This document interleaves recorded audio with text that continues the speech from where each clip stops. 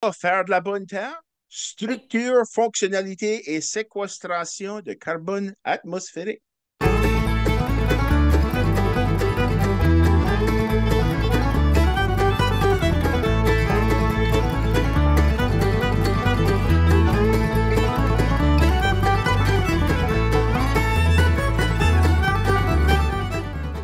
Ça fait qu'aujourd'hui, on va parler à propos de comment faire de la terre, améliorer les sols agricoles de manière biologique, de manière qui n'est pas chère. On va utiliser des matériels qu'on va trouver autour du terrain.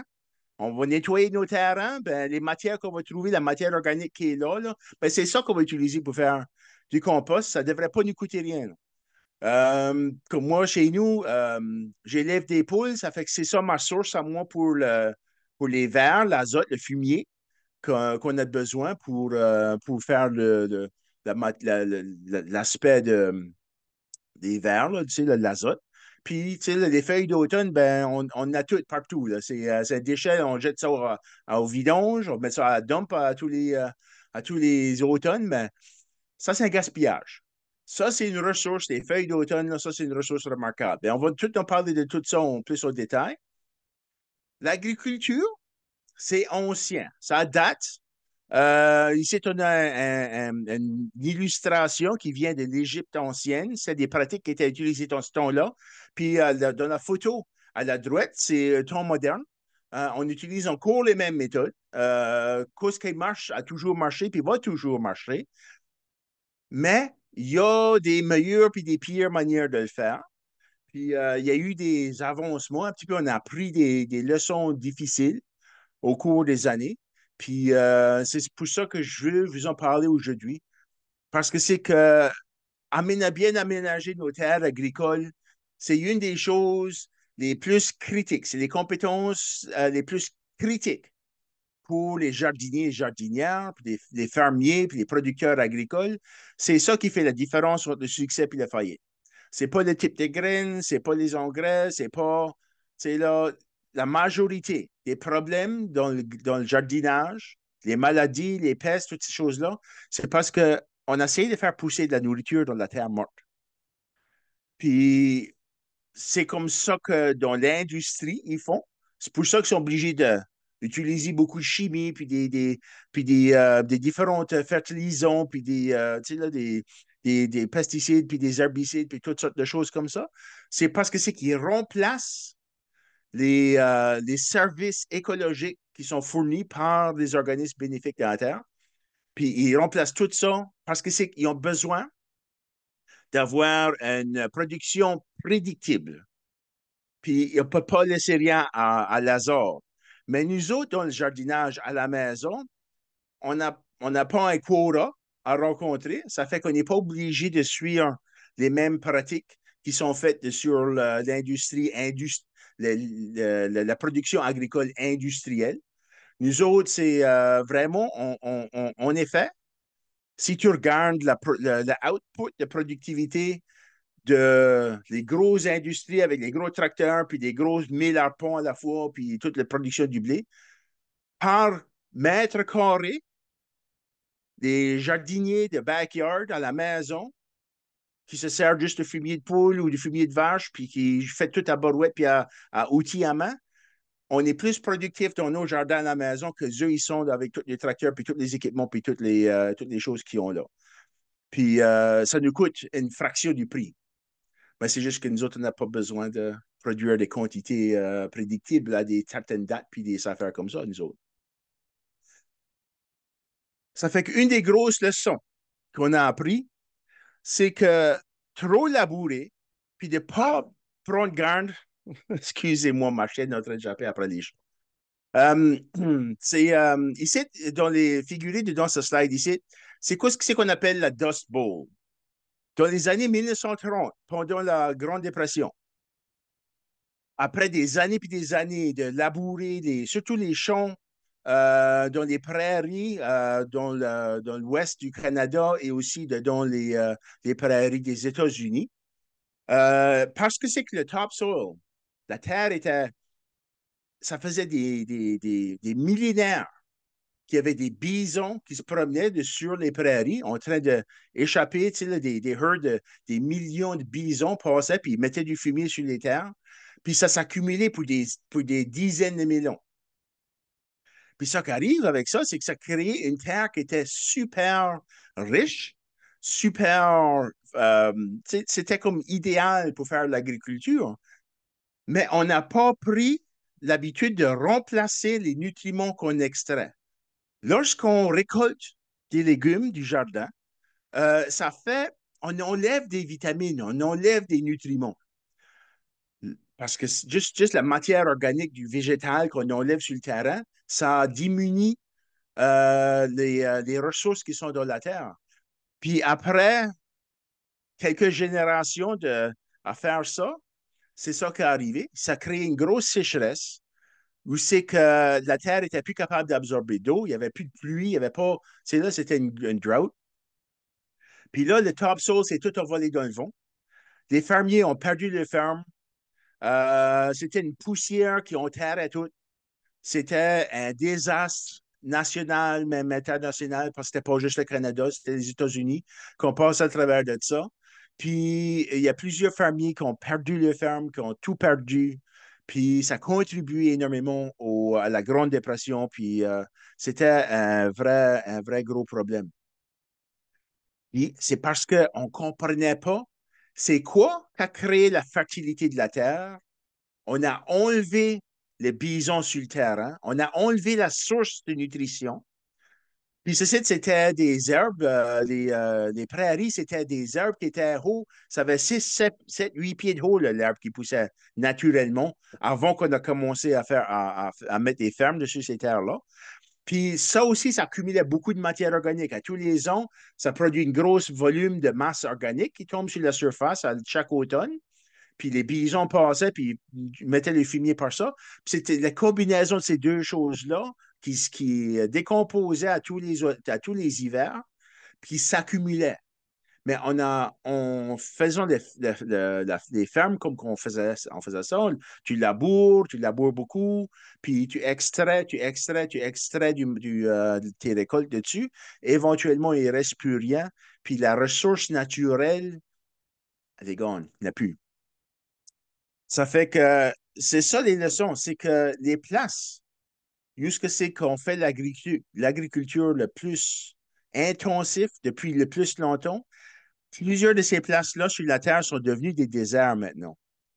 La place sur la Terre, jusque c'est que l'agriculture a été inventée, ce qu'on appelle le Fertile Crescent.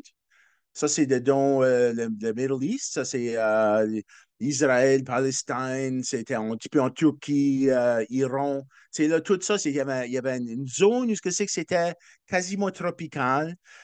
Au Libanon, il y avait des forêts. Ça semblait la Colombie-Britannique. C'était des gros cèdres grands puis hauts. Puis c'est là où c'est qu'on a inventé l'agriculture, puis on labourait, puis on labourait. Puis tu vas là aujourd'hui, c'est un désert. Il y a très peu, c'est tout du sable. C'est vraiment, ça a changé le climat et la performance des terres là-bas pour. C'est permanent, là, c'est perdu. Tu sais. C'est plus que c'était un temps. Ça peut être très destructif si on ne respecte pas la terre. Puis c'est pas par malice, c'est par juste pas bien comprendre les facteurs en jeu. Ça qui arrive, c'est quand c'est qu'on laboure la terre, on broye toute la structure. Il y a des tunnels puis des affaires qui sont sous la terre, ben, on va tout broyer ça, puis ça donne une poudre fine qui est douteuse, qu'on on imagine que les graines, quand on plante des graines dedans, c'est idéal pour faire grandir les graines, faire pousser des racines. Puis c'est partiellement vrai. Hein. C'est très bien pour commencer des graines, mais la structure douteuse qu'on a créée quand on laboure, c'est temporaire. Puis en plus de ça, en labourant, on ajoute beaucoup d'oxygène dans la terre. Puis ça active les organismes, les organismes dans la terre, puis eux, ils consomment la matière organique. Ça fait que le plus d'oxygène qu'on lui donne, le plus de matière organique qu'ils vont manger, puis ils exudent du dioxyde de carbone. C'est pour ça qu'on dit que l'agriculture est un des plus grands contributeurs du gaz de dioxyde de carbone atmosphérique. C'est que pas seulement qu'on a les tracteurs, mais aussi le fait de broyer les terres, de labourer les terres, ça dégage beaucoup de gaz dessus ce plan-là. Puis ça qui arrive quand ce qui mouille dessus les terres nues, qui n'a pas de racines dedans, qui est complètement exposé à l'air. Lorsqu'il mouille, les petites places qui sont basses, l'eau va couler, puis ça emporte des volumes remarquables de terre, de topsoil, la matière qui est vraiment, c'est ça la factory qui est en train de créer la richesse des fermiers. Ça érode, ça se dissout dans l'eau, ça descend, ça suit l'eau, ça descend, ça dégrade, ça s'en va dans les cours d'eau, ça contamine les cours d'eau. Puis là, la, la, la, l'élément dans la terre, sur le terrain, qui est en train de, que le fermier dépend dessus pour sa vie, s'en va dessus sur son terrain, puis s'éloigne, puis on le perd. C'est gone, c'est réduit. Puis tout ce qui reste après plusieurs générations comme ça, c'est que la matière organique est gone. Tout ce qui reste, c'est le minéral, le sable, puis l'argile. Puis ça, c'est pas ça qui fait pousser les légumes. C'est pour ça qu'on fait de l'agriculture avec la terre morte aujourd'hui. C'est parce que ces pratiques-là nous forcent à remplacer les chimies puis les molécules, les nutriments que les plantes ont besoin parce qu'ils sont carrément partis de sur le terrain. Ils ne sont plus là. Ben, nous autres, on n'a pas besoin de faire ça dans nos jardins. Il y a d'autres manières à le faire, puis c'est beaucoup plus efficace, puis plus facile aussi. La décomposition de la matière organique, c'est la fondation de la fertilité de la terre. Ça fait que tu gagnes une forêt à tous les automnes, les feuilles tombent dessus les arbres, il y a des débris, des petits bouts de branches, il y a toutes sortes de choses qui tombent par terre. Ça crée un paillis à terre, une couche à tous les années qui se remplace à tous les ans. Puis ça qui arrive aussi, c'est qu'il n'y a pas seulement les plantes puis les matières de feuilles, il y a aussi des animaux, il y a des oiseaux, il y a des chevreuils, il y a des ours, il y a des renards, il y a tous ces animaux-là sont en train de se promener, en train de vivre parmi ça. Puis eux, ils contribuent, c'est pas une grosse partie, mais ils contribuent un petit peu de leur fumier. Puis avec ces deux éléments-là, c'est ça qui se décompose, qui crée le humus. Si tu grattes dans la terre de forestier, tu te rends une couche dans la terre qui est une couche noire foncée. Ça ressemble du compost parce que c'est ça que c'est. C'est du compost. Quand on fait une butte de compost, c'est ça qu'on est en train d'essayer d'imiter. On est en train de simuler ce processus-là. On le fait sur des grosses buttes pour que ça soit plus efficace puis qu'on peut créer un volume important pour notre jardin. Mais la base du processus, c'est exactement la même chose. Tu prends juste du débris organique, tu empiles ça, mais aller avec du fumier d'animal. D'habitude, on se sert plus du fumier des herbivores, pas des carnivores. Ça fait comme du fumier de chien puis de chat, puis ça, là, ben, on ne voudrait pas utiliser ça dans notre compost. Ça, il y a des différentes composantes dans leur fumier. Ben, le fumier qui vient des herbivores, comme les oiseaux, puis vraiment l'essentiel, les deux ingrédients qu'on a besoin, c'est justement ça. C'est des feuilles, du foin, puis du fumier. Bien simple. C'est vraiment, vraiment simple. Sur quoi ce qu'on parle about, quand on parle about la matière organique, c'est que tous les résidus qui proviennent des organismes vivants sont composés de carbone. Toutes nos cellules, toutes les molécules dans notre corps, tout ce qu'on est fait avec a toute une base de carbone. C'est comme ça qu'on identifie une molécule organique. Puis parce que c'est fait de carbone, on peut le composter. Ça inclut de la viande. On peut composter de la viande. Il y a beaucoup d'azote, par exemple, dans la viande. Puis on va en parler d'une minute, là. Mais ce qui arrive, c'est que comme toutes les plantes, tous les résidus de n'importe quelle plante, du bois, des feuilles, du foin, des petites branches, tu sais, n'importe quoi ce que c'est qui est mort, on appelle ça des bruns, du carbone, de base de carbone. Ça fait qu'on parle dans le compostage, les bruns puis le vert. Ben, les bruns, c'est toute la matière végétale morte. parce que quasiment tous les autres ingrédients, les nutriments sont partis, sont évaporés de sur les feuilles, puis tout ça. Puis tout ce qui reste, c'est un petit peu de vitamines, des nutriments, puis la majorité, c'est du carbone. Ça fait que la majorité, comme j'ai dit, d'une butte de compost, on le fait avec du matière qui est riche en carbone. C'est un processus naturel, cela. Ça transforme les déchets organiques en un produit qui est très, très, très valable. C'est critique pour la production de nourriture. Ça a une valeur incroyable pour le jardinage. Chaque jardinier et jardinière devrait savoir comment faire, comment faire ce compost-là si on veut se sauver de l'argent. On peut l'acheter, mais ça peut venir cher. C'est pas cheap du compost. Surtout quand tu regardes comment facile que c'est à faire.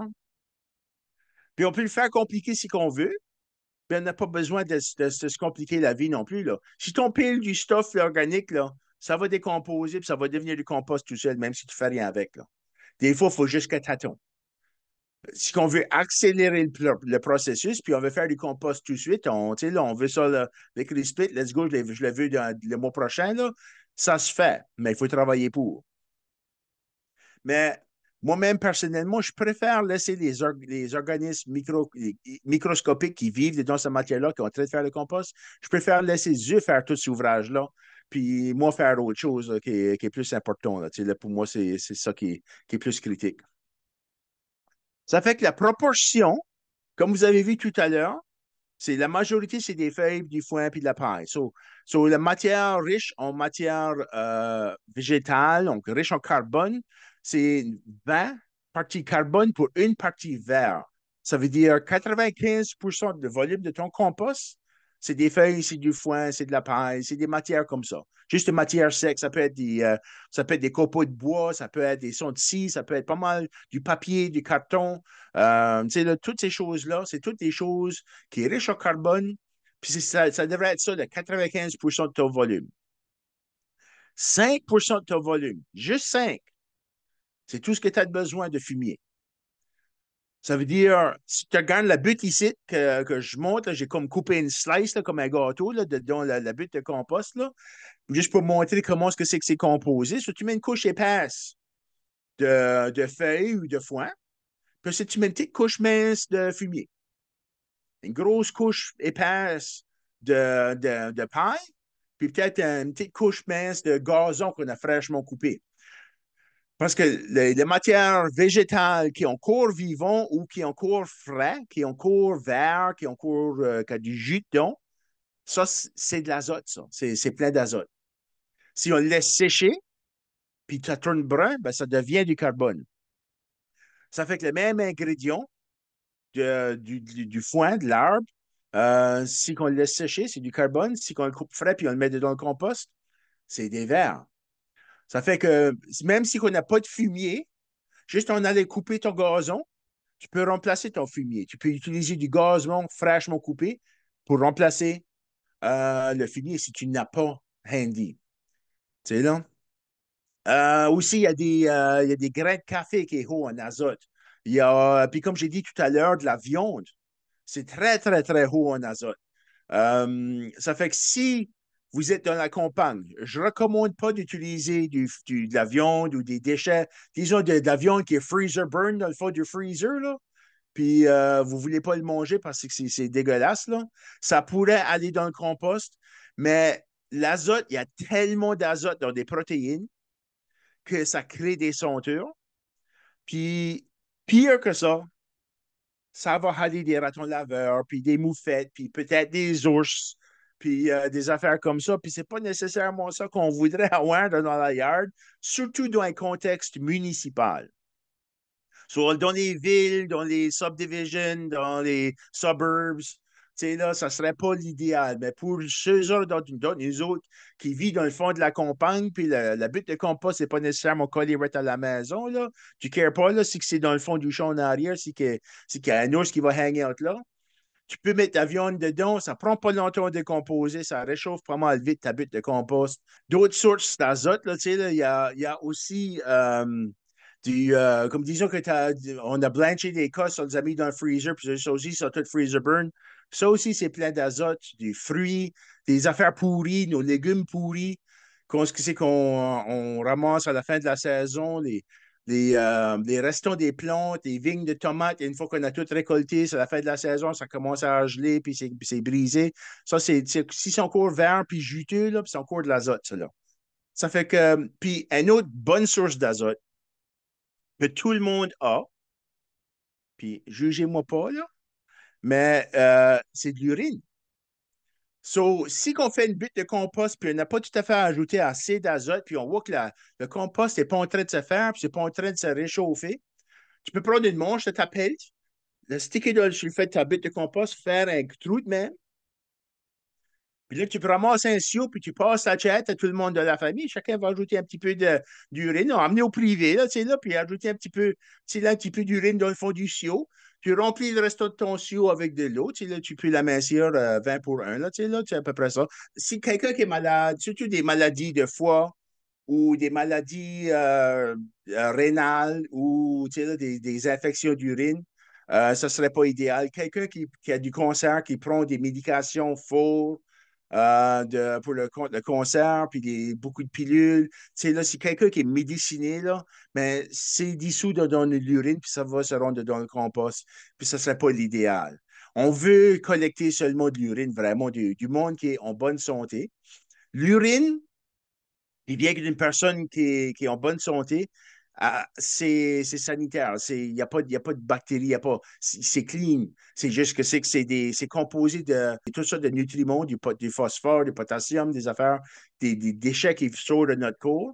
Mais c'est pas nécessairement, il n'y aurait pas comme des bactéries, là, comme du E. coli dans l'urine. C'est pas là dans l'urine, ça. Là. Mais à moins qu'on ait une infection de vessie ou quelque chose comme ça. C'est le seul ton que vraiment qu'il y aurait des problèmes. Autre que ça, c'est sécuritaire à utiliser. Je ne le boirais pas, OK? Mais pour activer le compost, c'est souvent qu'on utilise de l'urée.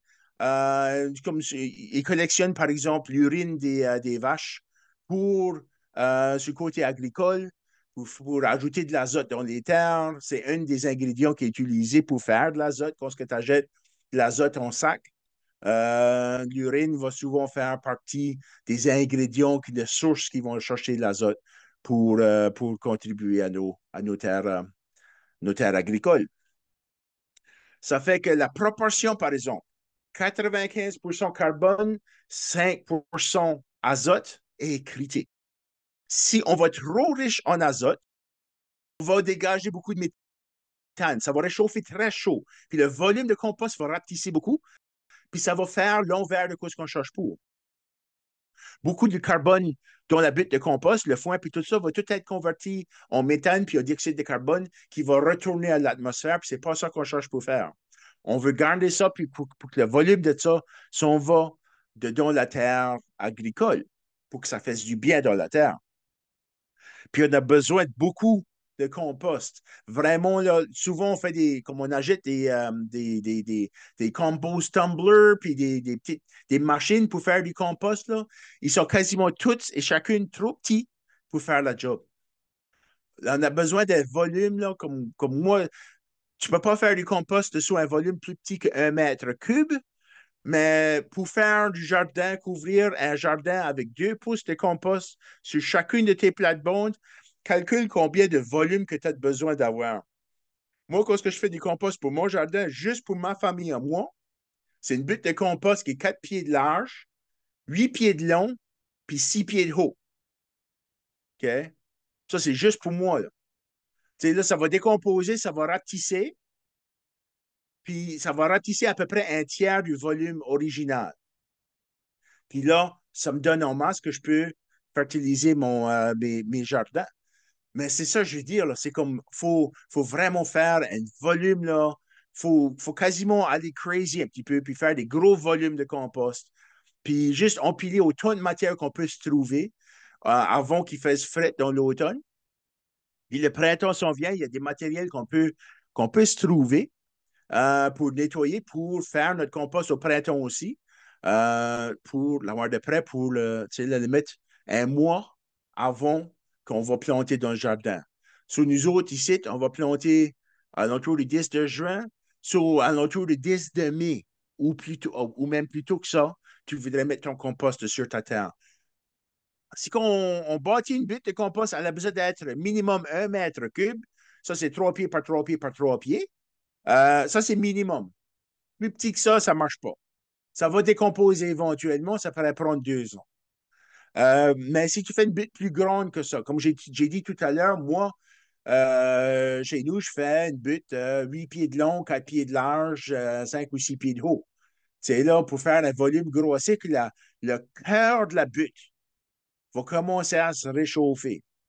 Parce qu'on a de l'oxygène là-dedans, il y a de l'eau là-dedans avec, puis on masse à manger. Il y a un masse de carbone, parce que c'est que les bactéries ont besoin de ce carbone-là pour bâtir leur tissu. Ils ont besoin de l'azote pour la nutrition puis les processus biologiques qu'ils vont avoir besoin pour activer toute l'affaire. Puis ils vivent dans les sources d'azote, ces bactéries-là.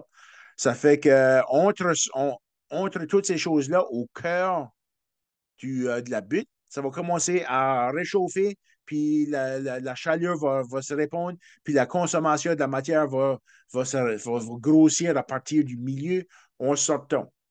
Ça fait que, comme vous voyez sur l'illustration, il y a comme une petite fumée, une petite boucane qui se fait sur le fait de la butte.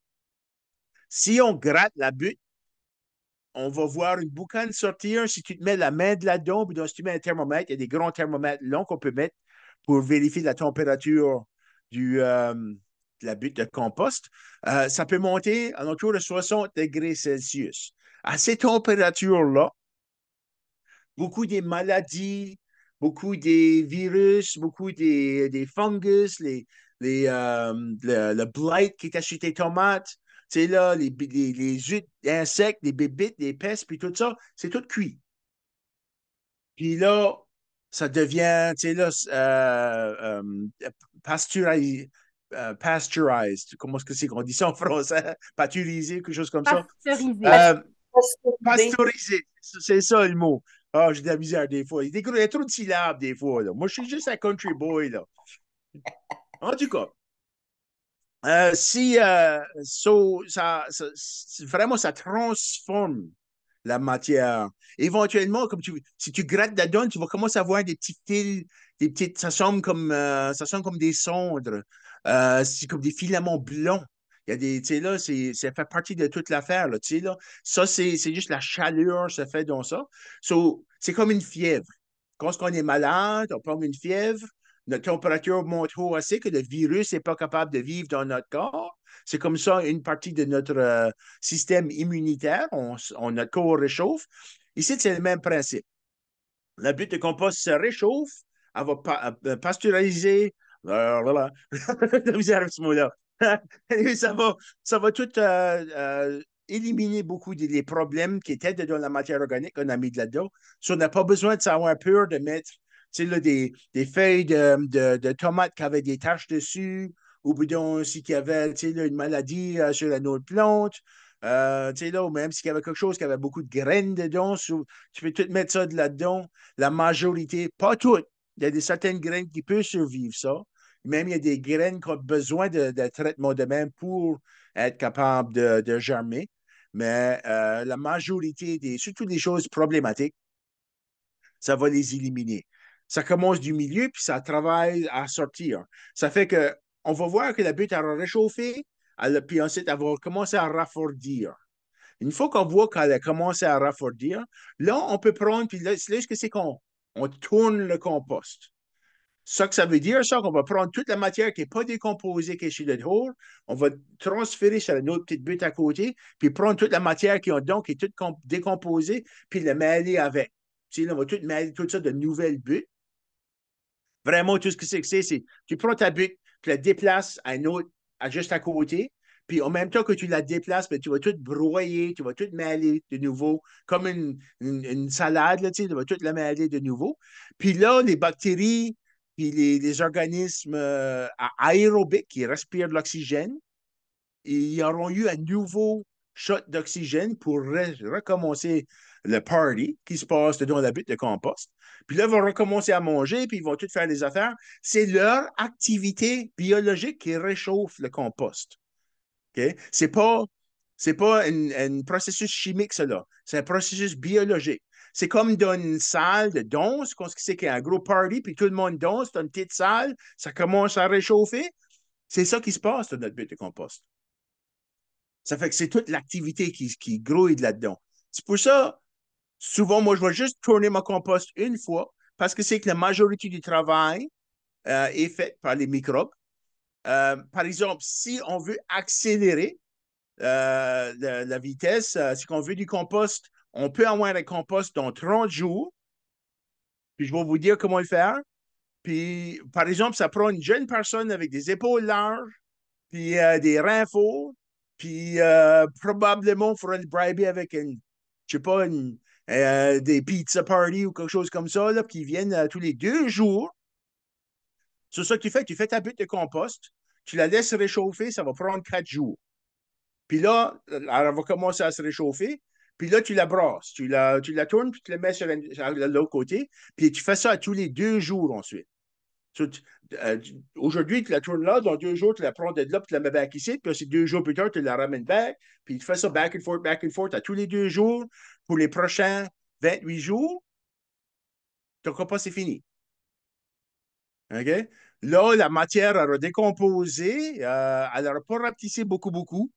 Puis il y a encore des matières qui sont encore reconnaissables un tout petit peu, mais fonctionnellement, tu peux le mettre dans ton jardin puis l'utiliser, elle sera décomposée assez. Puis hermétiquement, ça veut dire, elle aura été, toutes les matières, toutes les particules ont reçu un traitement de chaleur. Quand on fait du compost qui est plein de graines, c'est quand c'est qu'on n'a pas pris la matière qui est chez le dehors, qui n'a jamais vraiment décomposé au vu de la chaleur, on ne l'a jamais mis dans la chaleur. Soit il y a des graines de mauvaises herbes qui seraient dedans cette matière-là. C'est là que c'est que ça serait viable, ça pourrait pousser plus tard dans le jardin. Ça, il faut vraiment le tourner pour faire sûr que toutes les matières ont reçu le traitement de chaleur. Moi, j'ai trouvé juste de le faire, le tourner une fois. Je fais mes bits de compost dans l'automne. Je le tourne une fois au printemps. Puis, comme ça commence à dégeler. C'est aussitôt que ça dégèle au printemps, que tu es capable de le brasser, je le brasse une fois. Puis, je le laisse de même pour un mois, whatever. Puis, c'est ça, je l'amène, puis je l'ai pas dans le jardin au printemps. Si je l'ai pas, dans les jardins que je n'ai pas mis du compost dans l'automne. So, tantôt, on parlait un petit peu de la terre argileuse. So, comme j'ai dit tantôt, on a 2 types de terre dans notre région. Il y a des sections, c'est tout des sables, parce que c'est qu'on est proche de la mer, puis il y a des régions qui ont reçu beaucoup de sable. Puis d'autres sections, c'est toute l'argile, parce que c'est que la sédimentation puis le mouvement de l'eau dans les terres. L'argile, c'est la particule la plus petite dans la terre. Ça fait que quand c'est que l'eau coule à travers de la terre, l'argile est capable de brasser entre les particules de sable puis les matières organiques, puis elle est capable d'éroder, même si on ne le voit pas à l'œil. Si tu regardes ton ruisseau, en bas de ta butte, ben, tu vas voir qu'il y a ça semble du chocolate milk, là. C'est là, c'est de l'argile qui descend dans les cours d'eau. So, l'ajout important du gros volume de matière organique, comme que c'est que j'ai dit tantôt à Manon, c'est ajouter de la matière organique peut corriger les 2 terres problématiques. Dans le sable, la matière organique va retenir des vitamines que le sable n'est pas capable de tenir. Elle va tenir de l'eau. Elle va garder l'eau dedans la terre pour qu'elle sèche moins vite. Là. Puis dedans la terre argileuse, mêler dedans les particules d'argile, les matières organiques vont absorber de l'eau, puis grandir, puis grossir, puis rouvrir des craquelures pour permettre d'autres eaux à s'infiltrer dans la terre argileuse, puis aller tienne de l'eau dedans l'argile pour pas qu'elle devienne... Si l'argile sèche, ça devient comme une roche, c'est dur à l'arroser pour réhydrater ces terres-là, une fois que ça a été séché. Mais la matière organique corrige ça. Puis, en plus de ça, c'est pas juste l'état physique de la matière organique même, mais les organismes bénéfiques qui vivent dans la matière organique, dans le compost, eux, ils ont un comportement une fois qu'on les met dans la terre.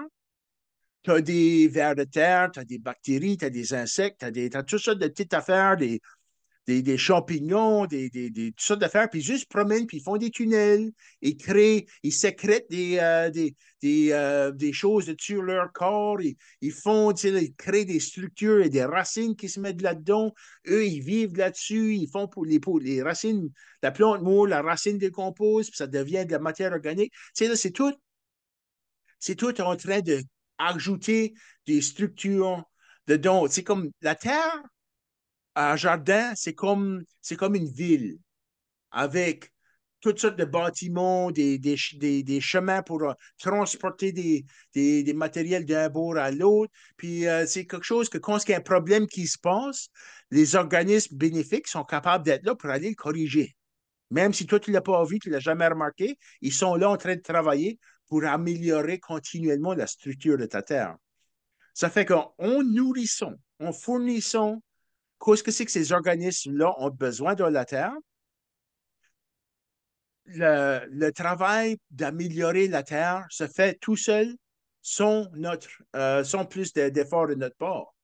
C'est là. Ça fait que c'est juste une question d'ajouter la matière organique puis d'ajouter un petit peu à tous les ans.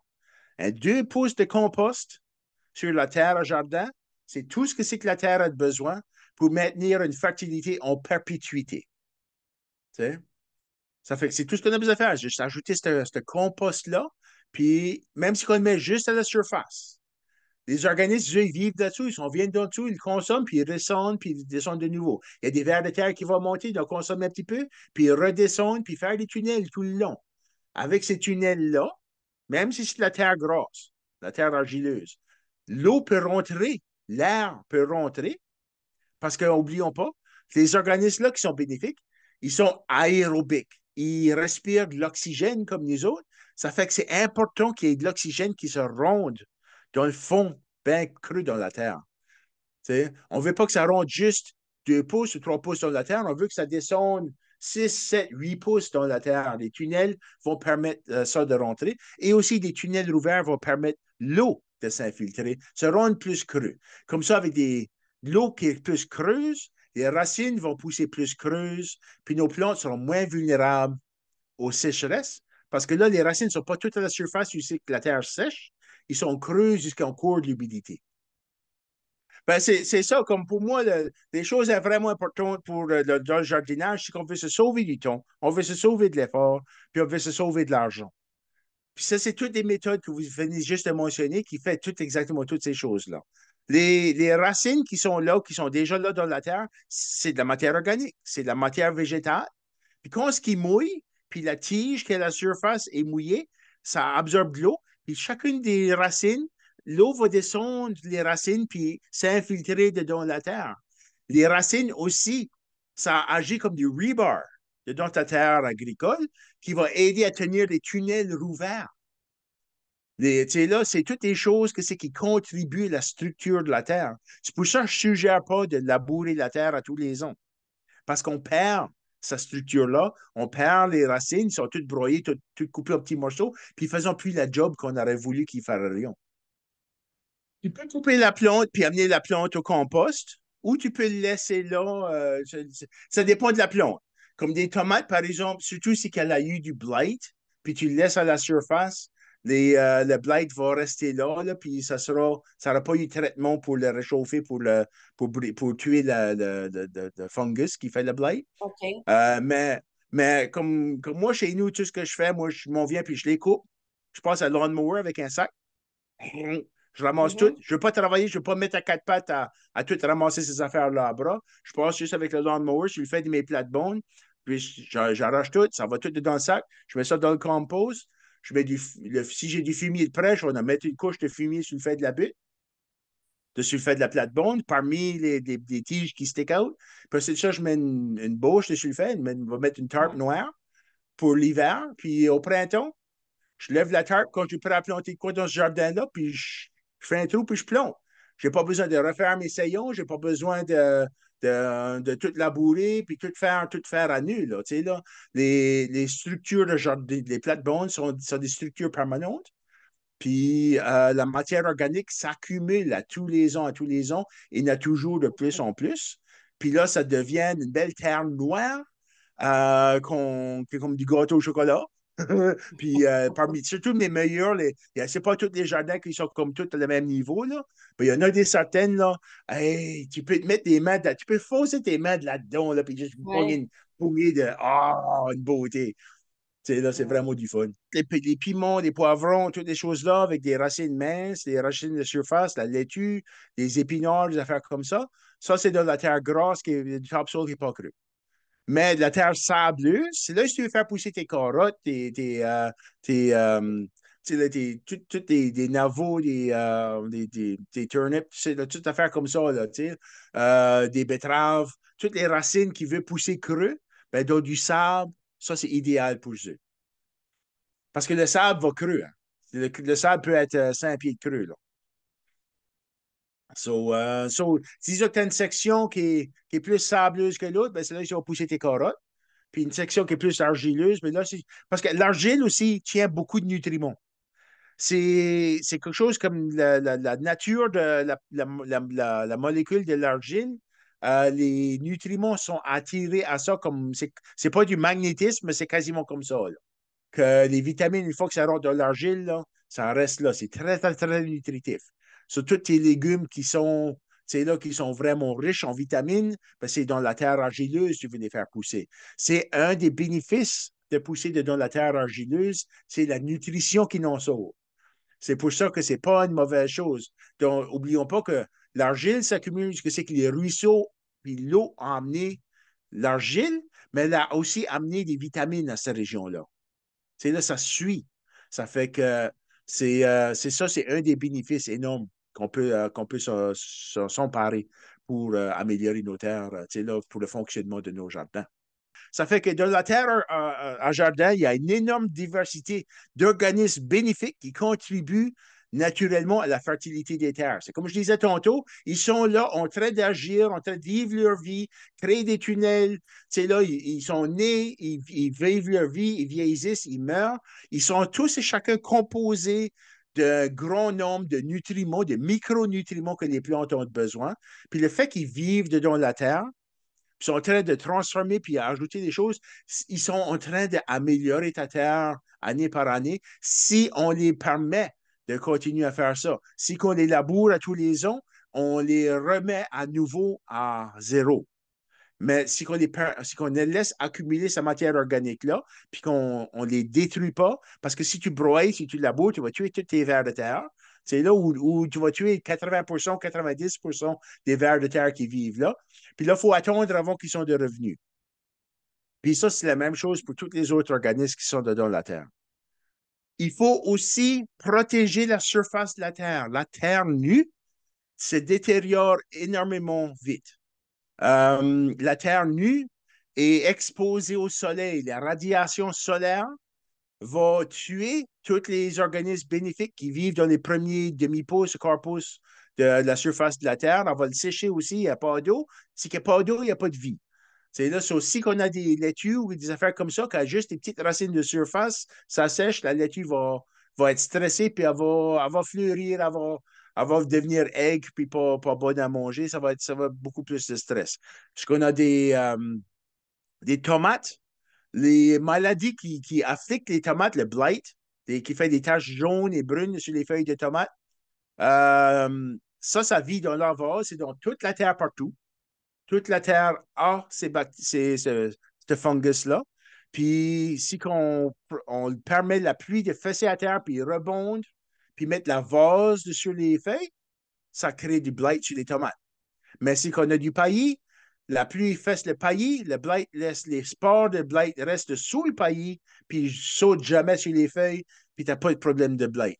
Chez nous, comme vous voyez ici, il y a deux photos des exemples de deux jardins. Le jardin à la gauche, c'est mes rhubarbes. C'est sur une plate-bande soulevée avec un canal level. Le fond du canal est complètement rempli de feuilles. Puis les mauvaises arbres qui poussent autour de mes rhubarbes, je les coupe, puis je les couche le pied en l'air, puis la tête, s'il y a des graines, les graines sont dans le sentier. Puis la base, jusqu'à pas de graines, est proche des plombs. Puis là, on protège la terre. Le paillis que je cherche pour protéger ma terre pousse directement là. Sur les mauvaises arbres, c'est une ressource, c'est ton paillis. Si tu les coupes, j'ai un couteau avec des serrated, là, tu sais, là, comme un steak knife, là, ben c'est un couteau comme ça qui est exprès pour couper de l'arbre comme ça. Puis tu le coupes, tu mets la base de même.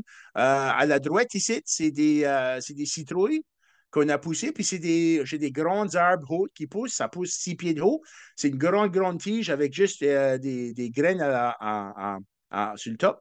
Ça fait que je fais la même chose. Je mets la base jusqu'à pas de graines.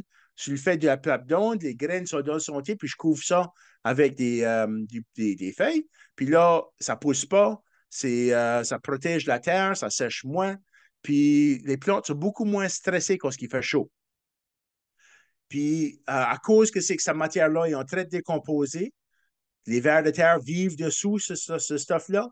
Puis si on encourage, si on donne de quoi manger aux vers de terre, ils vont vivre parmi nos plantes, puis ils vont ajouter à la nutrition des plantes à mesure que ça se décompose au courant de la saison agricole.